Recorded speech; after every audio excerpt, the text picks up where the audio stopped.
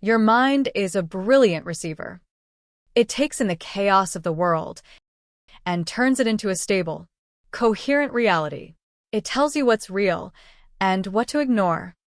But what happens when the receiver breaks? When the signal of reality becomes corrupted with static and the mind starts broadcasting its own channels. This is psychosis, a disconnection from shared reality.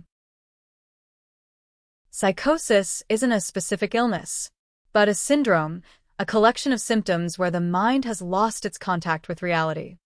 The brain's sensory filter, which helps us prioritize what's important, breaks down. It's a neurological short circuit that can be caused by several conditions, from severe stress and sleep deprivation to schizophrenia, bipolar disorder, or brain injuries. This breakdown manifests in three core ways: fracturing a person's experience of the world. Hallucinations are sensory experiences that feel real but are created by the mind. The most common are auditory, hearing voices that comment, criticize, or command, but they can also be visual, tactile, or olfactory. Delusions are fixed, false beliefs that are unshakable, even by clear proof or evidence.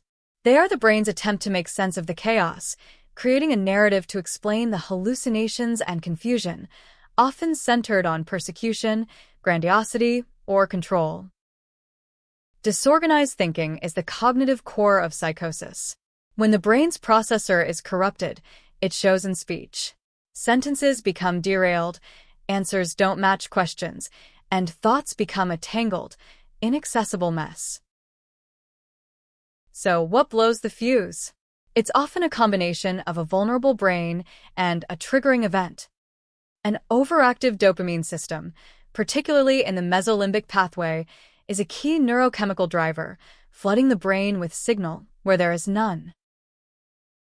A genetic vulnerability can make this neurological fuse box more fragile from the start. These triggers can provide the final surge that overwhelms the system and precipitates a psychotic episode. The goal of treatment is not to shame or force, but to gently help the mind repair its connection to reality. Antipsychotic medications act as a voltage regulator, primarily by blocking dopamine receptors. They help reduce hallucinations and delusions, allowing the static to fade.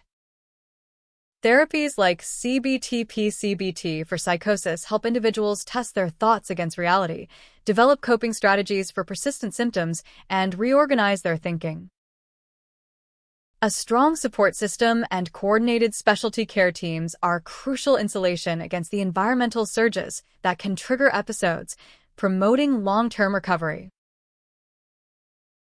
Don't argue or try to rationally disprove a delusion. This just makes you part of the conspiracy. Don't dismiss or mock their experience. The fear and confusion are very real to them. Stay calm, speak slowly and clearly. Your calm can be their anchor. Focus on the person's feelings, not the content of their delusions. Say, "I see that this is terrifying you," not "the CIA isn't after you."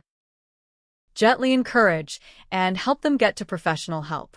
It's a medical emergency. Psychosis is a terrifying fracture, but with the right tools and support, the mind can heal. The signal can be cleared. Reality can be pieced back together, often making the individual stronger and more resilient at the broken places.